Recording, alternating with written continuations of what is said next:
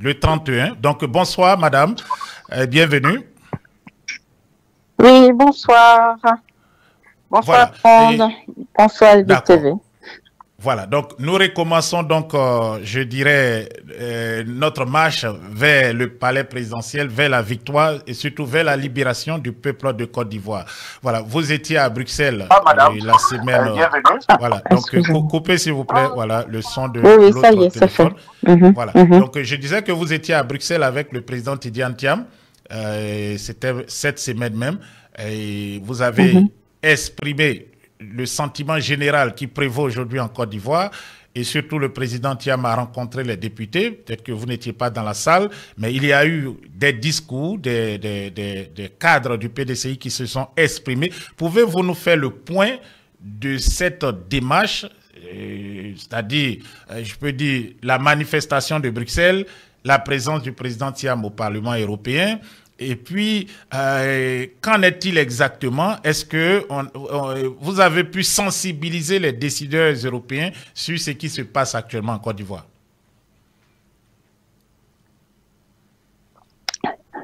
Ok. Bon, en fait, disons, cette manifestation au niveau, en fait, disons, à l'Union européenne était d'accompagner, de faire attendre déjà la voix des Ivoiriens et dénoncer surtout tout ce qui se passe de façon injuste au niveau de la Côte d'Ivoire vis-à-vis du président Tidiane Thiam et aussi du peuple ivoirien. Parce que par ricochet, disons, lorsqu'on parle de la nationalité, eh ben, ça touche pas mal, en disant une majorité également d'Ivoiriens qui vivent à l'étranger. Et pour ce qui est donc au niveau de l'Union européenne, je ne vais pas trop m'attarder là-dessus.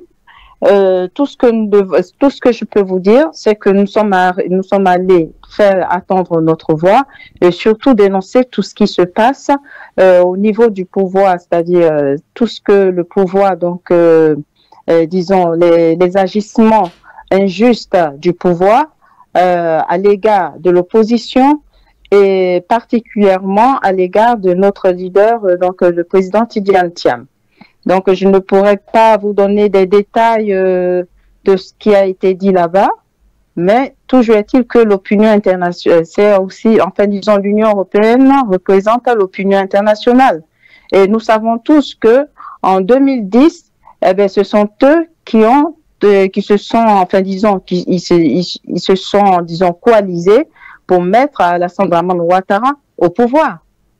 Donc, il va falloir, c'est tout à fait normal qu'on attire leur attention sur les exactions du gouvernement Ouattara et Ouattara lui-même sur le peuple ivoirien et sur l'opposition et particulièrement sur l'acharnement judiciaire sur le président Tidiane Thiam. Donc, c'est tout ça que nous sommes allés dénoncer aux côtés des députés qui était avec nous à cette manifestation. D'accord. Et je ne sais pas si j'ai répondu, mais vous pouvez toujours préciser et je vous donne la réponse. Plus ou moins, vous avez répondu à la question. Vous parliez aussi de l'acharnement judiciaire contre le président. Le président a finalement gagné son procès contre Valérie Yapo. Cette dernière est en train de préparer encore des attaques contre le PDCI RDA, car elle dit que l'élection du président comme candidat du PDCI RDA, en tout cas, ne remplissait pas les conditions et qu'il fallait donc que cette élection soit annulée, que son élection soit annulée et qu'on revienne pour une autre convention. Peut-être qu'elle souhaite être candidate, ou peut-être que tout simplement elle le fait pour des agendas cachés. Donc, j'aimerais vous poser la question, quelle est votre réaction sur le cas Valérie Yapo, sur la décision de justice qui a été arrêtée par le régime RDA? Donc, puisque c'est eux qui contrôlent la justice, il faut le dire. Tout à fait. Alors, le cas Valérie Yapo, je pense on lui a trop accordé, c'est-à-dire on a accordé trop d'importance à cette dernière. Valérie Yapo, qui est une militante lambda, même si elle a été nommée par Guy Kaoué a une responsabilité donc de délégué, hein, je crois, délégué ou de section, c'est bien ça. Oui, c'est secrétaire exécutif aussi, donc membre secrétaire du gouvernement exécutif, du PDCI. Et voilà. Oui. Oui. Alors, moi, je pense pas elle n'a pas ce poids-là pour pouvoir venir juger de l'appareil, je vais dire, de l'appareil exécutif du PDCI et surtout juger de la légitimité du président Tidjane Thiam. Alors, si aujourd'hui cette dernière se donne cette importance, je pense que cela est dû au fait que elle est guidée par le gouvernement en place. Parce que, il faut le dire, parce que si elle le fait, c'est parce que derrière, on lui a remis les moyens nécessaires pour pouvoir vraiment déstabiliser le PDCI. Ce n'est pas à elle de dire que la convention, disons, de dire qu'il y a eu des anomalies au niveau de la convention. Il faut quand même qu'elle respecte aussi la majorité, disons, des membres et les militants du PDCI. C'est-à-dire, c'est un manque total de respect à ces responsables du PDCI et surtout les militants et les secrétaires de section et délégués qui ont décidé de porter de porter leur choix sur le président Tidjane Thiam. Elle, en tant qu'individu, une seule personne ne peut pas venir bouleverser, disons, le choix je vais dire d'une majorité. De milliers voilà. de personnes. Car les congressistes représentent de milliers. Des voilà, de il faut un minimum de respect parce vraiment, je pense qu'elle a la cheville qui enfle. Et ça, c'est dû au fait, parce qu'elle se dit que puisque le pouvoir aujourd'hui utilise les intimidations, parce qu'aujourd'hui ils ont ce monopole des armes et des milices sur le terrain, ils pensent qu'ils sont plus forts et ils utilisent maintenant Valérie Yapo qui est devenue leur instrument pour pouvoir déstabiliser. Ils sont derrière et parce que eux-mêmes ils n'ont pas le cran de venir en face pour pouvoir déstabiliser le PDCI. Alors moi je pense que elle n'a pas, c'est pas à elle, et en plus l'appareil judiciaire étant disons téléguidé par être à la merci du pouvoir. Parce que quand on prend la procureure, vous avez déjà vous-même rappelé cela, quand on prend la procureure, c'est une proche d'Alassandra Man Ouattara, soit sa belle-sœur, si je me rappelle. Oui, la présidente du Conseil constitutionnel, pardon. Qui est belle-mère, même dirais-je, d'Alassandra Man Ouattara. Voilà. Alors, et même l'appareil judiciaire, je vais dire, les nominations ont été faites par le président, par Alassandra Man Ouattara. Et donc, ils sont aux ordres. Cet appareil est aux ordres d'Alassandra Man Ouattara. Donc, pour moi, ce n'est pas du tout crédible. On ne le sent pas dans une justice, comment dirais-je, objective et crédible. Et normalement, nous ne devons même pas accorder de l'importance à cette justice-là. Parce qu'ils l'utilisent à des fins vraiment personnelles et non non au service du peuple, non au service de l'État. C'est devenu cet appareil est devenu maintenant un appareil du gouvernement Ouattara pour pouvoir intimider donc l'opposition et l'ensemble des Ivoiriens. Donc Valérie Yapo, tout ce qu'elle dira, pour moi, ne doit même pas, c'est pas crédible. Mais elle le dit tout simplement parce que elle sait que la justice est avec elle et par ricochet le gouvernement qui tire les ficelles en bas. Et sans compter que au sein même du PDCI, peut-être qu'on va revenir sur le cas, comment il s'appelle déjà, Guy Kaoué. Qui a été surpris aussi. Oui, on reviendra effectivement. Voilà. Qui a démissionné. Alors donc voilà. qui a Voilà. démissionné, bon. Oui.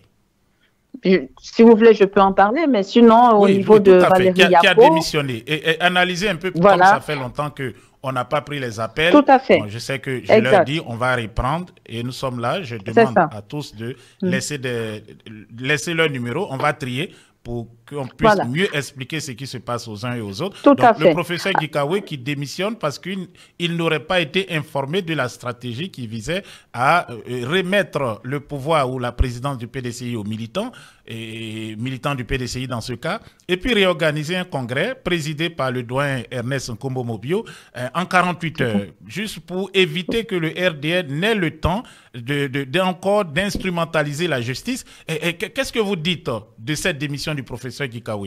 Et d'ailleurs, c'est lui qui a nommé presque toutes ces personnes aujourd'hui qui sont à la base des manœuvres contre le PDCI, tels que Valérie Yapo, Jean-Luc Dion et Guy Tressia, etc., qui vilipendent le PDCI et son président tous les jours. Alors, que pouvez-vous nous dire sur la démission du professeur Gikawe? Mais justement, la démission du professeur Gikawe, je pense que c'est une frustration de voir qu'il y a une information qui lui a échappé, qui a échappé à Gikawe. Donc, une frustration parce qu'il s'est dit, mince alors, c'est-à-dire que c'est une façon aussi de se dévoiler quelque part. C'est une façon de se dévoiler. Parce que le pourquoi démissionner, normalement, il devait se réjouir. Il devait être avec ceux qui ont, disons, même s'ils n'étaient pas informés, puisqu'on ne sait pas qui est qui au sein du PDCI. Donc, et puis le président Tidjane, quand il prend sa décision, il apprend, voilà, il apprend et il soumet, il le fait. Et puis là, il y avait urgence. Et puis on était à quelques jours de choses du procès pour pouvoir, comment dirais-je, mettre le parti sous tutelle. Donc il fallait réagir vite. Donc il a fait ce qu'il fallait faire. Aujourd'hui, le PDCI est sauvé. Normalement, Gikawe devait s'en réjouir. Alors, au lieu de s'en réjouir, il se sent frustré et il démissionne. Donc, il avait une idée derrière la tête. Est-ce que il devait s'en réjouir. Deuxième chose, le professeur Gikawe ne s'est pas solidarisé avec les membres du PDCI-RDA, les députés, les parlementaires du PDCI-RDA qui ont dénoncé ce protocole d'accord que le régime du RDA a signé avec Corsair dans le but donc de faire soigner des membres du gouvernement ou même des responsables de ce régime à Paris, à l'hôpital américain, pendant que les Ivoiriens, vous le savez, ont des difficultés, voilà, pour avoir accès aux soins en Côte d'Ivoire. Donc, les députés du PDCI ont dénoncé cela, mais le professeur Gikawe n'était pas là. Il était plutôt en représentation d'Adama Bictogo pour, je pense, une réunion sur l'intelligence artificielle. Voilà, quelle analyse vous faites de cette action du professeur? Mais écoutez, Isaac, moi je pense que c'est pas maintenant, depuis longtemps, on avait des soupçons sur Gikawe, de son appartenance, c'est-à-dire du double jeu de Gikawe. Si vous vous rappelez, dès le début, quand on parlait de ça, il y avait beaucoup qui étaient indignés. Pourquoi est-ce qu'on fustige Gikawe, pour qu'on le soupçonne? Parce que c'est un Ivoirien, pourquoi on fait ça? Donc, il y a eu pas mal de commentaires là-dessus. Mais aujourd'hui, Gikawe est en train, c'est-à-dire les masques sont en train de tomber. Alors, le fait de partir, alors, comment se fait-il que, bon, les militants du PDCI, c'est-à-dire, il appartient au PDCI, les militants et les dignitaires, les hauts dignitaires du PDCI se battent pour sauver le parti, et pendant ce temps, lui, comment il va en représentation, il va représenter Adama Bictogo, qui est l'un de, soit numéro 1, enfin pas numéro 1, mais numéro 3 du RDR, en tant que président de l'Assemblée nationale. Voilà. Et puis, il y a le fait de ne pas dénoncer également cela, ça prouve que Gikawe, moi ça ne me surprend pas parce que Gikawe joue à un double jeu. Il joue un double jeu. Aujourd'hui, il a démissionné parce que, voilà, il a démissionné, donc il rejoint maintenant le camp qu'il devait rejoindre. Parce qu'aujourd'hui, il n'a plus de manœuvre à faire au sein du PDCI. Il ne peut plus faire, faire la taupe, c'est-à-dire être au sein du PDCI à l'intérieur et donner les informations au RDN. Voilà. Donc, il a compris également que le président Tidjane Thiam sait beaucoup de choses, donc il fallait qu'il parte. C'est tout.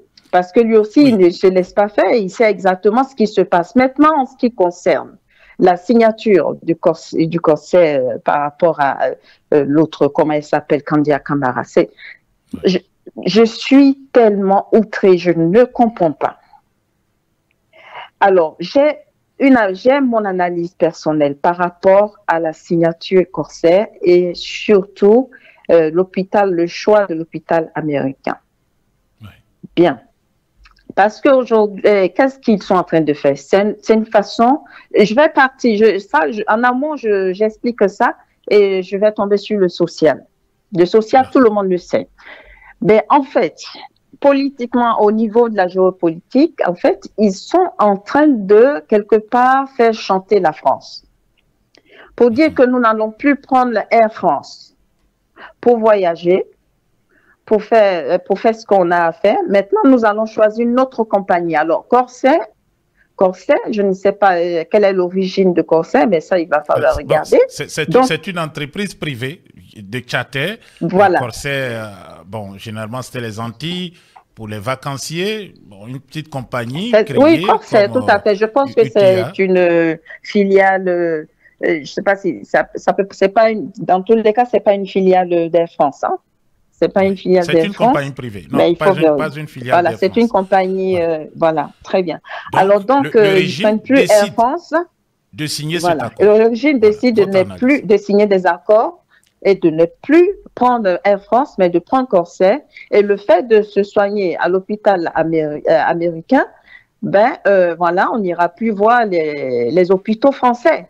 Quand on arrive, ce n'est plus dans les grands hôpitaux français que nous allons aller, mais plutôt dans les hôpitaux américains. Mais c'est à l'hôpital américain.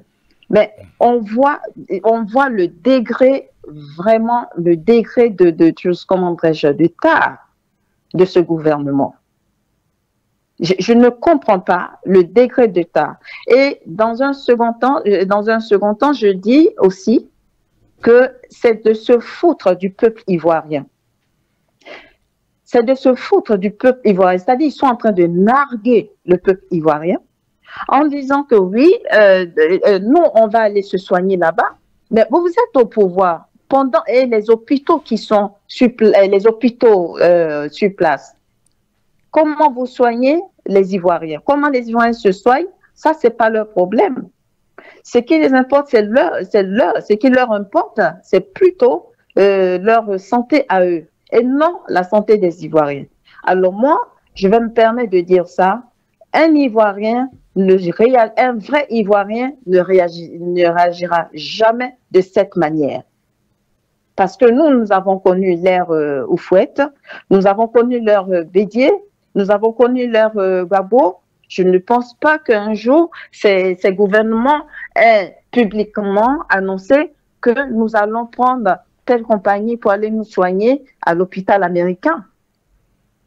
Mais le fait de le dire comme ça, c'est de se foutre des Ivoiriens. Et c'est aussi une sonnette d'alarme pour le peuple ivoirien. Ça veut dire qu'il va falloir sincèrement réagir et réagir rapidement pour vraiment chasser ce gouvernement-là. Il faut mettre fin à ce gouvernement.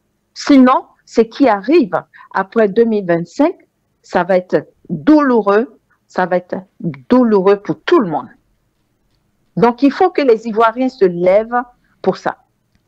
Mais le RDR dit que des députés de l'opposition auraient profité de cet accord. Et il cite par exemple le député maire de Marcory, etc., qui aurait participé à la signature de la convention en 2022. Cette convention, on nous dit qu'elle date de 2022, mais elle n'a pas été dénoncée par les députés de l'opposition ou même par des maires de l'opposition qui sont quand même plus ou moins au courant de la situation dans les centres hospitaliers, dans les hôpitaux du pays. Je rappelle que les députés ont une assurance qui leur permet de se soigner. Je ne sais pas si c'est en Côte d'Ivoire ou à l'extérieur. Ils ont 3 millions par mois, ils ont des primes trimestrielles, ils ont aussi un passeport diplomatique et puis la possibilité de faire entrer un véhicule en Côte d'Ivoire sans payer des impôts. Donc, lorsque le RDR dit que cela profitait à tous, ce n'est pas qu'au RDR et que l'opposition, des députés de l'opposition ont profité. On a vu les députés PDCI produire cette déclaration. Je disais à l'instant que le professeur Gikawe n'était pas présent. Mais alors, ma question est réellement, expliquez-nous un peu les dysfonctionnements. Que se passe-t-il au sein des députés de l'opposition, qui ont d'ailleurs voté pour Adama Bitogo? Voilà, qui ont voté majoritairement pour Adama Bitogo, pour qu'il soit le président de l'Assemblée, le président de l'Assemblée nationale. Ensuite, ils sont au Parlement, il y a des actes aussi impopulaires et la société civile, bon, ou dirais-je, les Ivoiriens, la population n'est pas informée et ça passe comme des lettres à la poste. Donc, est-ce que réellement l'opposition, les députés, défendent les intérêts? Est-ce que la déclaration qui a été produite n'est pas une déclaration, je peux dire, populiste à des fins politiciennes? Parce que l'affaire maintenant a fait grand bruit puisque le RDL lui-même est venu sur la place publique pour dire, bon, on va signer cet accord pour que les députés, les maires, les membres du gouvernement et leurs familles aient des billets moins chers pour se soigner en France et en voyageant par corsaire, et surtout une fois là-bas, qu'ils puissent se soigner dans le meilleur hôpital, ou en tout cas l'un des meilleurs hôpitaux privés du pays, l'hôpital américain de Neuilly. Mais voilà, ils n'ont pas, sans vous couper, sans vous, oui, sans vous couper, mais ils n'ont pas honte. Oui. Ils n'ont pas honte. Ils n'ont pas honte de dire ces genres de choses. C'est-à-dire, ils ne se gênent même pas. Vous, alors, quel est votre rôle en tant que chose, comment dirais-je, quel est votre rôle dans les choses, comment dirais-je, dans ce gouvernement et en tant que les choses responsables d'État? Quel est leur rôle? Ou bien ils ne connaissent pas la définition de choses d'un gouvernement, ils ne connaissent pas la définition d'un président d'État, d'un chef d'État.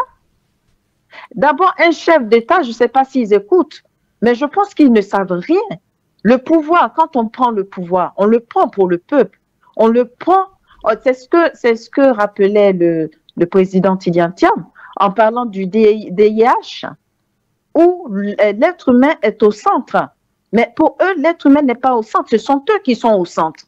C'est-à-dire, ils sont plus préoccupés pour leur bien-être et leur santé que la santé du peuple. Quand on vient au pouvoir, c'est pour servir le peuple. Quand on est au pouvoir, c'est pour améliorer le système éducatif, le système santé, le système, tous les systèmes, surtout éducatifs et santé du peuple. Mais je pense qu'ils sont là, ils ne savent même pas pourquoi ils sont là. Alors pourquoi les accorder encore 5 ans à des ignares? Je suis désolée de le dire, mais ce sont des ignares.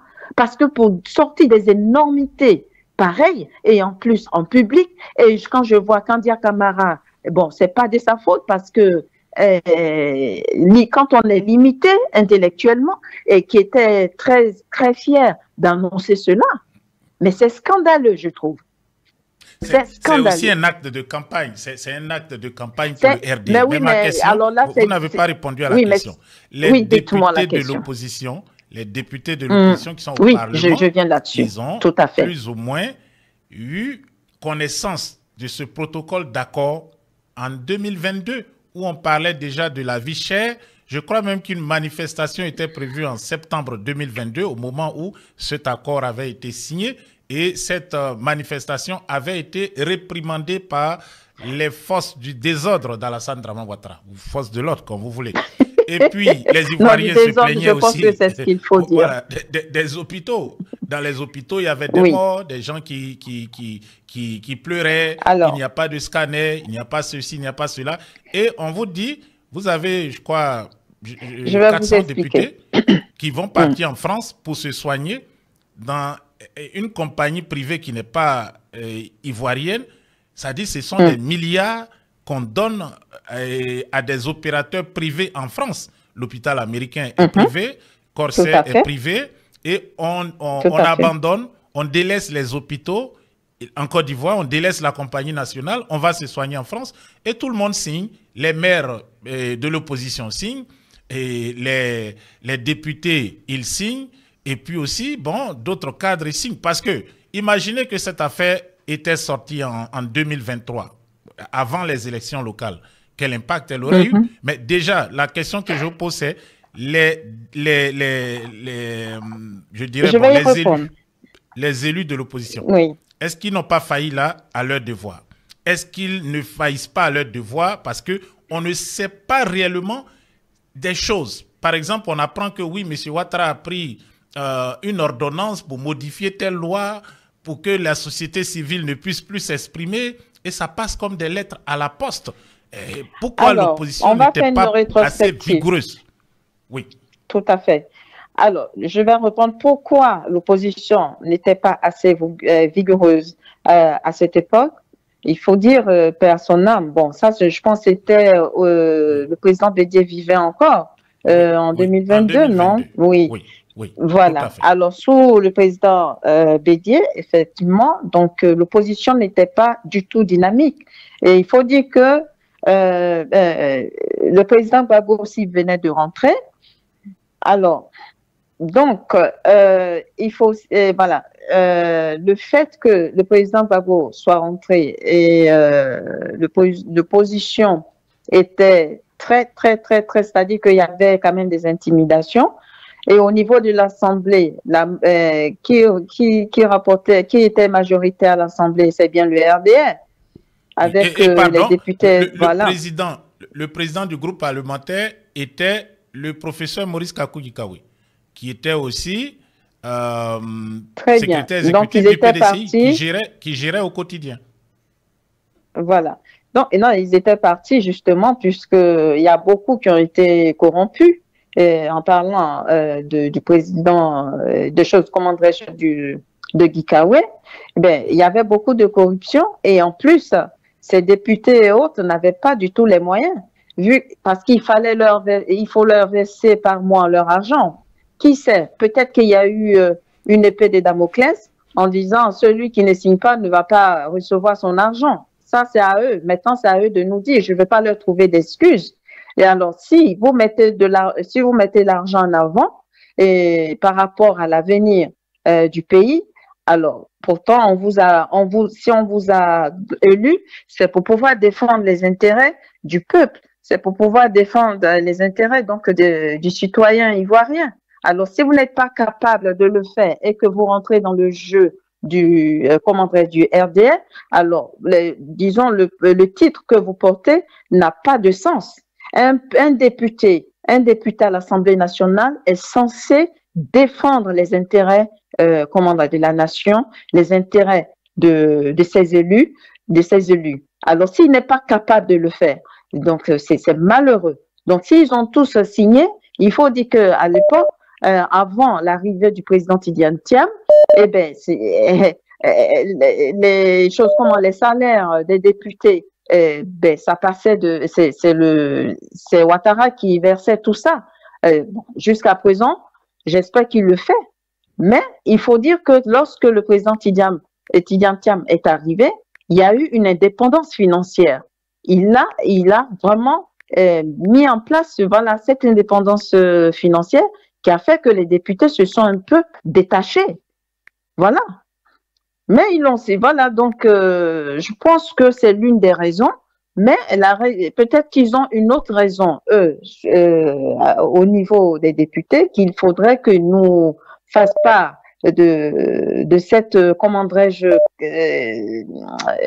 peux dire ça, de cette carence qu'ils ont eue à signer ces genres de documents. Et quand vous dites, lorsqu'il y a un décret, ils signent tous. Mais parce que peut-être que, voilà, ils avaient les mains liées et qu'ils n'avaient pas le choix de le faire, parce que sinon, on n'allait pas leur verser leur salaire. Peut-être, mais c'est à eux de nous le dire maintenant. Voilà. Bon, maintenant, ça s'est passé, et depuis l'arrivée du président Tidjane Thiam, je pense que Il y a les une députés réactivité. aujourd'hui. Les députés s'expriment plus. Une réactivité Voilà. des Par exemple, exact, M. parce Simon, qu'ils sont il est très, très actif. tout à fait. Oui. Il est très, très actif. Et c'est pour dire que, donc, certainement que cette dépendance qu'ils avaient vis-à-vis du pouvoir en place et surtout du pouvoir en place, ben, cette dépendance a pris fin.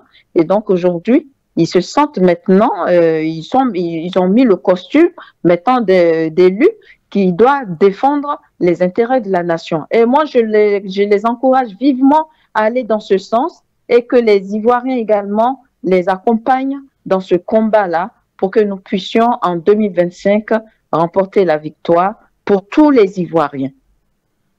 Ouais. Voilà. Merci. Merci beaucoup, madame. Merci Je sais qu'il est bien. très tard chez vous. On reviendra